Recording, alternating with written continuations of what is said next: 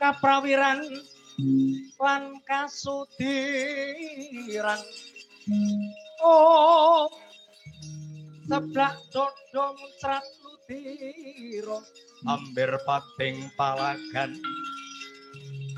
kasetiaan mebelo nusolan bangsa kowe adalah iblis laknat buku karepe dhewe wah sawe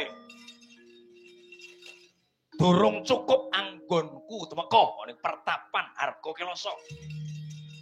iki kok ana pawungan nganggo sandangan sarwa desa jantrek we iya aku jenengku Setyaki Singa Mulanjaya kowe sapa yak-yakan mlebu ning pertapan Harga Kelasa ngerti yo Setyaki aku tumenggung Kalayudha saka negara Jongbiraji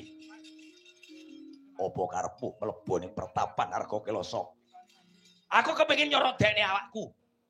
dikaya ngapa Bima Suci iki kondang yen to bisa nerawang bisa weruh marang nasibe wong ora usah bisa suci aku iso nyawang kowe lho kowe iso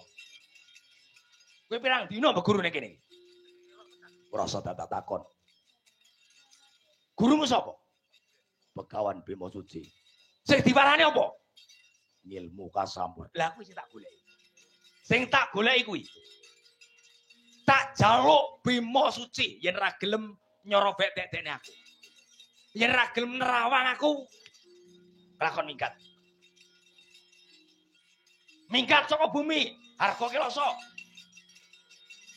ora usah kowe nantang marang Begawan Bima Suci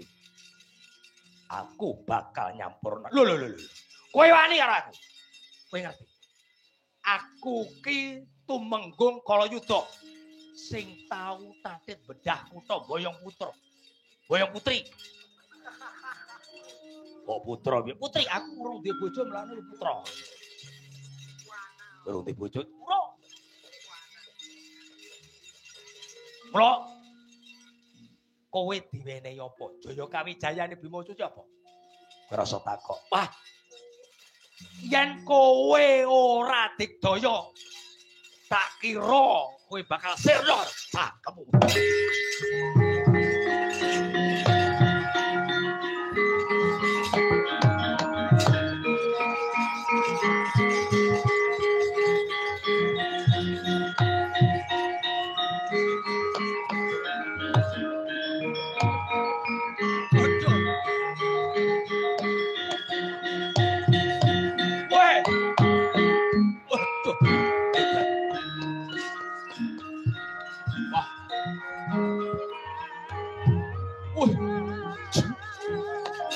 Wait!